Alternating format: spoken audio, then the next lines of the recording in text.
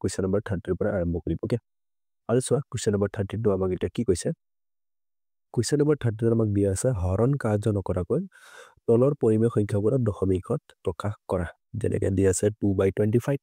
25ক আমাক কিহেৰে পূৰণ কৰিলে 4ৰে পূৰণ কৰিলে কাৰণ 100 বনাব লাগে কিয় 100 বনাব লাগে একৰ পিছত শূন্য থকা সংখ্যা বনাব লাগে এইটো আমি 100 বনাব পাৰো 10 বনাব পাৰো 1000 বনাব পাৰো 10000 বনাব পাৰো বা 1 লাখ বনাব পাৰো যি হলো বনাব পাৰো ওকে কিন্তু কি হ'ব লাগিব একৰ পিছত শূন্য থকা সংখ্যা কিয় কাৰণ একৰ পিছত শূন্য থকা সংখ্যা থাকিলে আৰু সেই সংখ্যাৰে হৰণ কৰিলে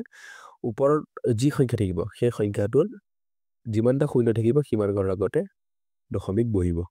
কিমান দিয়া আছে আমাক 7/25 এইটো হৈ গ'ল আমাৰ 7/25 এতিয়া আমি 25 টো বনাম 100 কাৰণ 25 4 গুণ 100 হয় আৰু ওপৰটো আমি 4 পূৰণ কৰিব লাগিব 7 4 গুণ 28 আৰু হৰণ হৈ যাব 25 4 গুণ 100 এটা যেহেতু একৰ পিছত দুটা শূন্য আছে তো ওপৰৰ সংখ্যাটো দুই ঘৰৰ আগত দশমিক তো 8 থকাটো এক ঘৰ 2 টো দুই ঘৰ তো দুই ঘৰ আগত তো 0.28 এইটো হৈ গ'ল আমাৰ উত্তৰ সহজ হয়নে নিশ্চয় বুজি পাইছা নেক্সট কুৱেশ্যনটো দিয়া আছে 3/400 আমাক কিমান দিয়া আছে 3/40 সৰি 400 নহয় আমাক দিয়া আছে 40 তো মই ইয়াতো আকৌ কি দেখিলো 4 দেখিলো এইটো 4টো মই 100 বনাব পাৰো কিহেৰে পূৰণ কৰি 25ৰে পূৰণ কৰি এনে এটা আগতে আমি কৰিছিলো 25 4 গুণ 100 তো এইটো আমাৰ 4 25 গুণ 100 হৈ গ'ল আৰু ইয়াত আৰু এটা শূন্য আছিল আৰু এটা শূন্যত বাঢ়ি যাব আৰু 25 3 গুণ আমাৰ হৈ যাব কিমান 75 25 গুণ 25 25 দুগুণ 50 আৰু 3 বাৰ কৰিলে 75 যেহেতু এটা আমাৰ একৰ পিছত তিনিটা শূন্য আছে তো 3 ঘৰ আগত দশমিক ইয়াত আমাৰ এটা 3 ঘৰটো নাই 5 আছে 7 আছে তো এটা ঘৰ আমি শূন্য দি নিজে বনাই ল'ব লাগিব তো 0.0 তো হৈ গ'ল আমাৰ উত্তৰটো 0.075 ওকে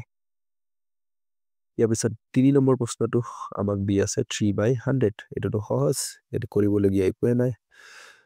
যেহেতু আমাৰ দুটা ঘৰ বনাব লাগিব তো এটা শূন্য আমি দি ল'ব লাগিব তো 0.03 এইটো হৈ গ'ল আমাৰ শুদ্ধ উত্তৰ তো 4 নম্বৰটো আমাক দিয়া আছে 23/5 square into 2 cube 23/5 square into 2 cube হয় না এটো ওকে সো এটো আমি কি কৰিম এতিয়া উপৰত আছে 23 এটো 5 স্কয়াৰ মানে 5 5 গুণ 25 আৰু হৰণ এটো আমাৰ কিমান আছে 2 কিউব মানে আমাৰ কি হৈ যাব 8 এতিয়া আমাৰ কি হ'ব 25 4 গুণ 100 তেন্তে 25 8 গুণ কিমান হৈ যাব আমাৰ 200 হ'ব ওপৰত আছে আমাৰ 23 এটা মই 2 দেখিলো 2 টো মই 10 বনাব পাৰো 2 5 গুণ 10